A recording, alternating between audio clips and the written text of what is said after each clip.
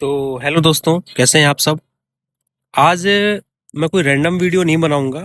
आज एक proper topic लेके आया हूं कि ओवर थिंकिंग और कंफ्यूजन से आप डिसीजन कैसे लेते हैं। अगर आपके माइंड में ओवर थिंकिंग है और आप डिसीजन नहीं ले पा रहे हैं तो ये वीडियो आपके लिए है। तो चलिए स्टार्ट करते हैं।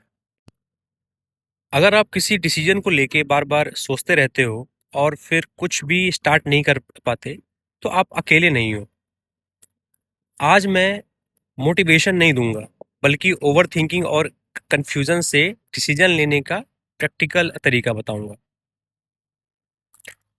और ये चीज़ हम पार्ट्स में डिवाइड करेंगे। तो पार्ट वन क्या होता है, प्रॉब्लम। ओवर थिंकिंग का सबसे बड़ा नुकसान ये है कि हम काम को पोस्टपोन कर देते हैं। हम सोचते रहते हैं सही टाइम कब आएगा, गलत हो गया तो क्या होगा, लोग क्या कहेंगे। बट धीरे धीरे डिसीजन का प्रेशर इतना बढ़ जाता है कि हम डिसीजन लेना ही बंद कर देते हैं। ज़्यादा सोचने वाले लोग फेल नहीं होते, वो बस लेट हो जाते हैं। अब बात करते हैं पार्ट टू की, जो कि है रीज़न। प्रॉब्लम तो सुन लिया आपने, अब रीज़न क्या होता है। इसका रीज़न वीक माइंड नहीं होता है।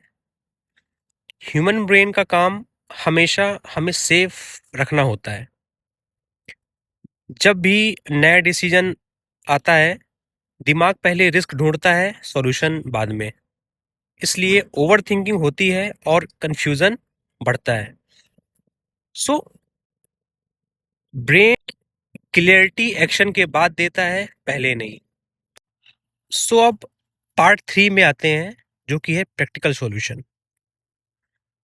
सो इसका स्टेप फर्स्ट क्या है, डिसीजन को छोटा करो।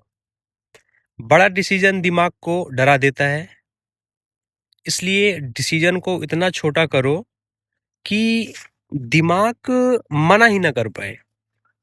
जैसे मैं आपको एक एग्जांपल देता हूँ। अगर कुछ माइंड में है बिजनेस स्टार्ट करने के लिए, तो अभी मत करो, उसको सिर्फ आज 20 मिनट रिसर्च करो।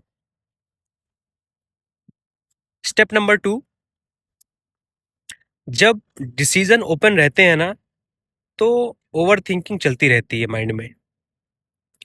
तो इसका सिंपल सा एक रूल है कि हर डिसीजन के लिए टाइम फिक्स करो।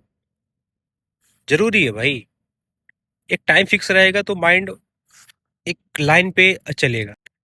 अब आते हैं स्टेप थ्री पे, जो कि है वर्स्ट केस। जो आपके माइंड में चलता रहता है ना, उसको आप इतना दिमाग मत लगाओ, उसको बस पेपर पे लिख दो आप।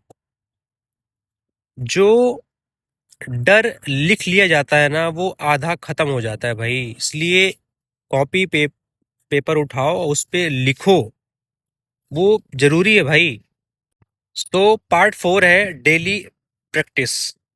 रोज सिर्फ ये तीन काम करो। पहला, सुबह आज का एक डिसीजन लिखो।